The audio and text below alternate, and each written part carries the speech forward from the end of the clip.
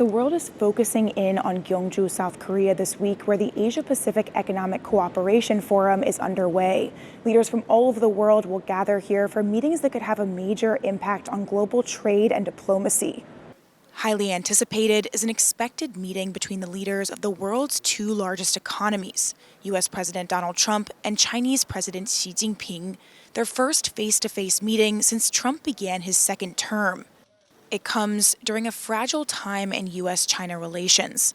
Just weeks ago, the U.S. threatened to slap 100% tariffs on China after China tightened export controls on rare earth minerals, escalating an ongoing trade war. But the U.S.'s top negotiator says the two sides hammered out a preliminary framework for a trade deal in Malaysia over the weekend. And on Monday, U.S. Secretary of State Marco Rubio had a phone call with Chinese Foreign Minister Wang Yi, setting the stage for their leaders to meet later this week. I have a lot of respect for President Xi, and I think we're going to come away with a deal. Trump has also suggested the two sides could talk about Taiwan, something Taiwan's foreign ministry says it's watching out for. There are also other big meetings going on. Both Xi and Trump are set to meet South Korean President Lee Jae-myung, with Washington and Seoul expected to continue working out a tariff deal as negotiations have stalled.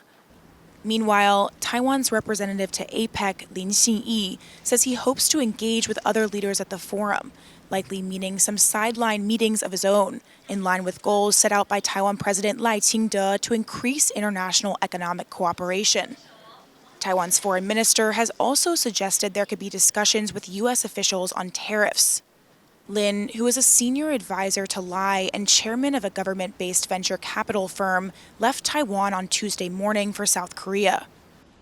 我此行也会利用机会来向各会员国的领袖代表以及企业的代表来表达总统特别希望能够传达的我们的任务，能够把台湾分享说明我们在每个领域的特色跟我们的优势，特别是半导体、AI， 我们的智慧医疗、中小企业。 Global business leaders are also here in Gyeongju, including NVIDIA CEO Jensen Huang, who might deliver a speech this week on technologies such as AI and robotics. With so many world leaders and drivers of the global economy gathering here in this small city, security has been ramped up. Preparations are being made in front of both Xi and Trump's hotels with entrance marquees set up and strict security protocols near APEC venues.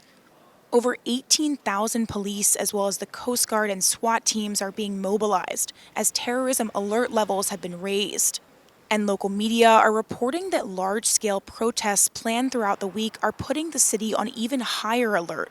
There are both anti-China and anti-U.S. protests planned, those against the U.S. protesting things like Trump's tariffs and what they call U.S. hegemonic behavior in general.